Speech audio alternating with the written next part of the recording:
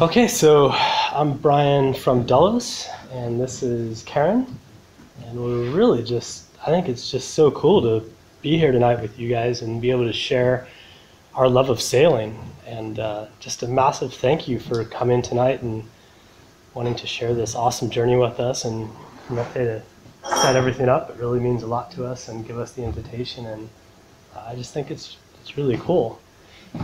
So in New Zealand, there's a saying that's kind of like kia ora, and it's a Maori saying. It's Polynesian in origin, but it basically means like welcome and be well and be healthy at the same time.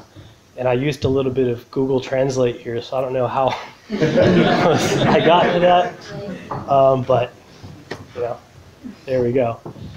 So I'm originally from nowhere near the ocean. In fact, I grew up in Flagstaff, Arizona, which is in the middle of the American Southwest.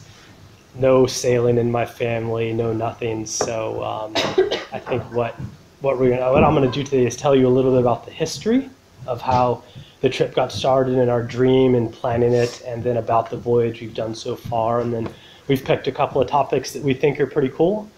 But it's really informal, so if you guys have a question, just raise your hand. Don't worry if we're in the middle of a sentence or anything. It doesn't matter. We'd love to kind of make it real engaging. So questions are good. And tell a little bit about yourself. Yeah, so Karen, born and raised in Sweden. It's really nice to be here. I hadn't sailed before at all, before I met Brian 4 years ago. So, yeah, that's me. All right, on with the presentation. So I'm going to talk to you guys a little bit about the time. I call it the time of BS, but it's not really what you're thinking. It's what I refer to as before sailing. So this is me. Sometimes I look at this picture and I don't really even remember being that person. I was this guy, you know, running a software consulting company, and I was working 70 hours a week, and I think my priorities were just a lot different. I had a house in the suburbs, and I had cars, and I just really wasn't, you know, I was making good money, but I felt like there was something lacking or missing from my life. I didn't feel complete. And one day I heard this, and it really kind of affected me. You'll never look back and wish you'd worked more. And I wish I remember who had told me that, but it was somebody, you know, very obviously very wise. But started, you know, you'll never be on your deathbed and think back and like, oh man, I wish I had not taken that weekend off to spend time with my friends and family, or I wish I had worked, you know, another 30 hours of overtime to make another few $1,000s. So when I heard that, I began thinking like, you know, maybe there's something more I can do, something better to kind of like just enjoy life, instead of just basically, you know, everything I was doing was targeted towards work, but start living a little bit more. And one day I was pretty much bitten by the cruising bug. I was in the library and I saw this book, and it was just the picture of an ocean, and it said how to cross the ocean on your own boat. And I was just, no way, like, is that, people even still do that? I had no idea, you know. I was very unaware of the sailing world, that people could actually take their own boats across oceans, and the whole thing just kind of fascinated me, and I really became addicted to the idea of sailing and cruising. And I started reading blogs and watching YouTube videos, and I started looking at Cruising World and reading books, and like everything I could get my hands on, I was just, you know, consuming it, and it just basically took over me. So of course, if you're going to go sailing, you kind of need to come up with a plan. And the plan, this is a picture of some of the money that we've managed to use on the trip. My favorite one is the Cook Islands right here, because it's actually got a topless mermaid riding a dolphin, which I think is pretty cool to have on your money. But yeah, so I started from the research that I'd done in the books. I started making a plan, and I basically told myself, okay, I was 20, I think I was 28 at the time. And I said, okay, I want to go sailing 4 years from now. So I started figuring out what type of money I would need to make that happen, like where I would go, what that even actually meant. I mean, I had no idea where you would sail or why you would go there or any of the routes that people go or, what kind of boat do you need at the time to cross an ocean. And I actually had a boat because my brother came visiting one time, and I was living in Seattle at the time doing my consulting thing, and he said, hey, bro, you live on a lake, why don't you have a boat? And I said, oh, that's a great idea. I knew nothing about boats. And he looked this boat up on Boat Trader online, and it was just a couple streets down from my house, and I went and looked at it, and I was like, oh, it's a sailboat. I had it was on a trailer. I knew absolutely nothing, and luckily the people, I just said, oh, let's do it. So it was a couple $1,000s, and bought it, hooked it up to the back of my Toyota 4Runner, and rolled down to the lake. And luckily the owners came with me to help me put up the mast and stuff, because I really was pretty clueless. But I ended up sailing this boat around Seattle, the lakes there, for about 4 years, almost 5 years, and just doing all sorts of stupid things. Like, I think the first thing I remember doing is, I didn't realize why the other boats were going around. I said, oh, there's a shortcut there, I could. So I went straight and immediately grounded myself right in front of this massive, these massive multi-millionaire houses on Lake Washington with these very posh people eating dinner and then I run my sailboat up onto the beach, and we're trying to crank, because it's swing keel, so trying to crank the keel up and put the sails up and get off, before we crash into their house. So that's, but it was good, because it's a good boat to learn on. It's much better I do that than on the boat I ended up sailing with. So, if you're looking for a boat, this might actually, you might have seen this. Has anybody looked at this site, Yacht World? Yeah, I think I spent a lot of time on this site, and also talking to yacht brokers, and going and looking at boat shows, and pretty much just doing that for about 2.5 years. And then I went to a cruising seminar in Seattle, and they kind of had the boats listed, like what were good quality, yet still somewhat affordable cruising boats that were capable of going around the world. And I just started researching all of them. And Amel starts with an A, so it was very much at the top of the list. And I started looking more into the design philosophy, and how in love the owners were with the boats. And I really just fell in love with it. And I was about to fly to Florida to go look at one, because there was none on the west coast of the US. And then one came up for sale, just a few hours drive from Seattle. I went up to take a look, and I just stepped aboard, and I was like, I know this is the boat for me. The only problem is I couldn't afford it. So it was way out of my budget. So this is Delos. She's an Amel Super Maramu 53-foot, year 2000, built in La Rochelle, France. And when I saw this boat, I just felt like this is the boat I really want. But I could probably have sold everything and stretched out and bought the boat, but then I would have had absolutely no money to go cruising. I would have had to work for a few more years, and I didn't want to do that. Other option was, okay, buy a lesser boat, buy something that's a little less expensive, use the rest of the money to go cruising for a couple years. And then the third option, because the economy in the US still hadn't crashed and money was flowing like cheap wine at the time, was to get a marine mortgage. And I said, to hell with it, I'll get the marine mortgage and get a 20-year loan on it. It was like the same interest rate as my house, low payments, and then I had enough money to go cruising with, I thought, for maybe like 24 months, 2 years. I figured, 2 years is so long. That's long, that's all I need, 2 years, perfect. So I did it, got the boat. This is our downwind sail arrangement, by the way. This is 2 poles straight out, 2 head sails, drop the main, drop the mizzen, and just run dead downwind, sun on your back. It's just, we did this for like 5 days on the way to the Marquesas without having to trim anything. It's just, there's nothing like sailing like this, and it's a super rig for that. So I got the boat. I moved out of my house, sold all my furniture, everything I owned, just got rid of it all, put it up on, there's a site in the US called Craigslist, and it's like an eBay but local, I guess. Just sold everything, took one carload of stuff from a 3-bedroom house and moved aboard the boat and ended up living on Delos for about a year, just over a year, just getting used to the idea of living on the water instead of in a house, and taking short sails and week-long sails, and eventually ended up that time with a month-long kind of shakedown cruise up into the Canadian Gulf Islands.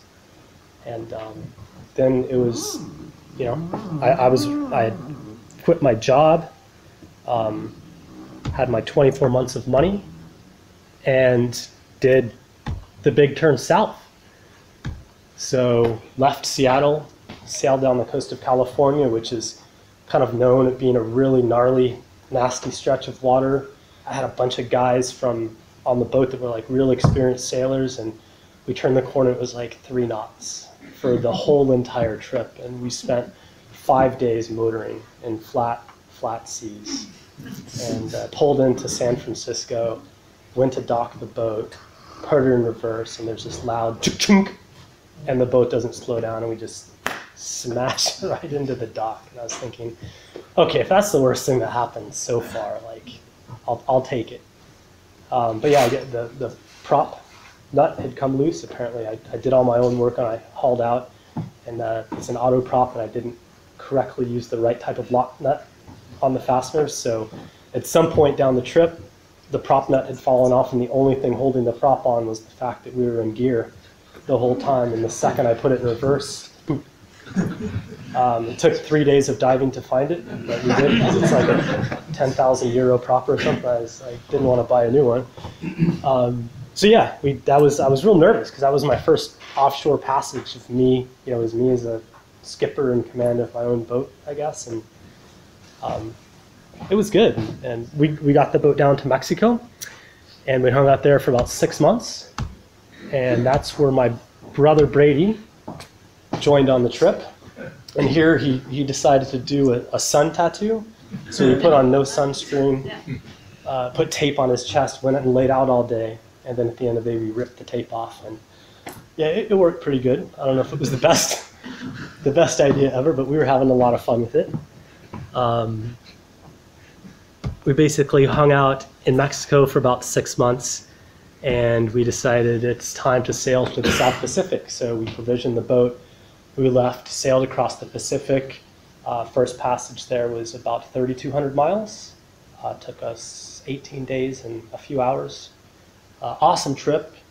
Went through Marquesas, Tuamotu, Societies, Cook Islands, and then we ended up the season in New Zealand. As the South Pacific cyclone season comes on, and you basically have from April until November, sometimes December, to get out of Dodge. So we headed to New Zealand. It was, since leaving Seattle, it had been 14 months of cruising. We covered almost 11,000 nautical miles during that time, so it was a lot of moving. And 23 islands, I think seven different countries in between, but it was awesome, and I loved it. And you know, by the time we got to New Zealand, it had been, you know, the initial 14 months. We spent 6 months in New Zealand. So right now, I've only made it to New Zealand. I'm 20 months into my 24 months of money, and I'm like, oh man, I am not ready to stop. So, you know, what do I do? So me and my brother decide to make this plan after exploring New Zealand that it's a cool place to explore. We got a car, you know, we road tripped around, just spectacular. We met a couple of other guys there because we were doing some work on super yachts, like day work, to try and put together a little bit of extra cash. So we thought maybe if we really, really skimp it, we can get enough to sail to Australia. So then the goal was like, okay, let's just get to Australia, and then we'll figure everything out then. So along the way in New Zealand is when I met Karen. That's when I came into the picture. And Brian just asked me if I wanted to come and sail for the weekend, and I kind of never left. So I was studying in Melbourne at the time in Australia, and was kind of on a mini holiday in New Zealand with a few of my friends. And I happened to walk into the Mexican restaurant that Brady was working in. And we got invited to this boat party that night, and that's when I met Brian. She thought I was a drug dealer. A little bit. So we went sailing that weekend, and I was totally hooked. I just loved every part of it. And at the time, though, I had to fly back to finish my studies, which I did. 2 years later, I was finished. But when I was studying, I really, really wanted to spend more time on the boat and, of course, meet Brian a little bit. So I flew out when they were in Fiji. I flew out to see them and we sailed to Vanuatu, and kind of as soon as I had a few weeks off, that was what my high priority was. And for about 2 years now, I've been on the boat full time. So it's, I don't know, sailing for me has become like extremely big. I've never sailed before. I met Brian, and it's kind of, I can't imagine doing anything else now. And I love all of it. And so I think back, and like craving burritos was a very good thing for me. And obviously, I was stoked because I really liked Karen a lot, and it's nice. I think having girls on a boat is a good thing. She's a real good sailor, and she's not afraid to get her hands dirty, like picking up the filleting of the fish. This is a nice tuna that we caught off the coast of Australia when we were still on the land where there's some fish. So we thought maybe we have enough money to do the next leg, which was going to take us from New Zealand through Vanuatu and the Solomons, or Fiji, Vanuatu, Solomons, and into Australia. And we were planning on taking like 6 or 7 months to do it. So we left, and it was myself, Brady, and 2 other guys that we took along to kind of help us pay for the trip, just so that we could share costs of fuel and food and all that stuff. And then we met Yosha in Fiji, and my brother pulled the same trick on her. He's like, hey, do you want to come sailing for the weekend? That seems to work out for the Troutman brothers. And then she's never kind of left, and we ended up taking off and sailing through all these amazing islands. And this is a volcano in Tana in southern Vanuatu. Just real cool experiences. The whole area is just like what you would expect on national. This is me dancing with the Nambas, who they just wrap a banana leaf around their penis, and that's all they wear. This is some kids that we had a Michael Jackson dance party on the boat with in the Santa Cruz Islands. And they had never seen an iPod before. We showed them that, and it just blew their minds. And this is a wrecked cruise ship that we just came around the corner and said, is that a wrecked cruise ship over there? And it's just random things. But yeah, we continued sailing on. Had a fantastic time. Karen flew out and met us in Fiji, and then met us in the Solomon Islands, and did the sail back to Australia. And then when we got to Australia, this is how we looked. So my brother had gone from that to that, and I had gone from this awkward software guy to like some Robinson Crusoe, long-haired, fishing, bearded character. So this is how we arrived in Australia. And yeah, it was good. But, you know, and here we were completely out of money, so our options were pretty limited. I could maybe sell the boat. Really didn't want to do that, but I really thought about it. But then if you're in Australia, you sail the boat, you have to pay duty, and I was looking at how much money that would cost. And then I thought, oh, maybe I can go back to work, because I had been off work for 2 years, and the thought of working again really didn't sound all that bad at that point. So I got back with my company in the US that I worked for, and was able to work out a deal where I worked remotely. So we worked in Australia. We were there in total about 18 months. And about a year of that, I was able to work remotely doing some software development stuff. And Karen was finishing up university, and Yasha was in New Zealand working. My brother was doing super yacht things and rolling more burritos to make money. And we got cashed back up again for another season, and left Australia and headed up the coast around to Darwin, and then headed north to Indonesia. These are some kids that we saw in Ternate in Indonesia. This is a nice little private beach that we happened upon and spent. This is one of the one fish that we happened to catch in Asia. They got eaten by a shark, and this is the Philippines. And I think we're sailing the Tubataha Reef here in the middle of the Sulu Sea. And more Philippines. You see how many people they fit on a scooter there. It's insane. But yeah, we ended up Indonesia. We were going to stay in the Philippines for 2 months, and ended up spending like 8 months there. Just loved it. We stayed there so long that we totally messed up the monsoon, so we were beating into it on the way there. We were going to catch the winds behind us, but we stayed so long that the monsoons changed again, and so we were beating into it on the way back, which was not ideal, but we made it work. And we ended up in the northern tip of Borneo, which is just where Delos is right now. And so that's kind of the short version of the last 6 years of what we've been up to. Next, our plan when we're going back in December is to kind of do this, go from Borneo through the Malacca Straits, hit Sri Lanka, Maldives, come down through Mauritius, and then bump back up over the top of Madagascar, and then end up in South Africa. And if everything goes close to plan, we should be there about this time, or maybe November, December, something like that next year. I think it's another 10,000 miles of sailing.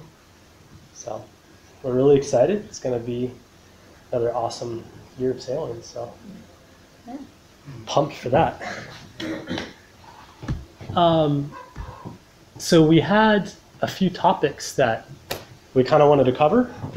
We hope that, I think you'll find them fun. We tried to bring some video of Brady and Yosha since they couldn't be here. They actually just arrived into New Zealand yesterday.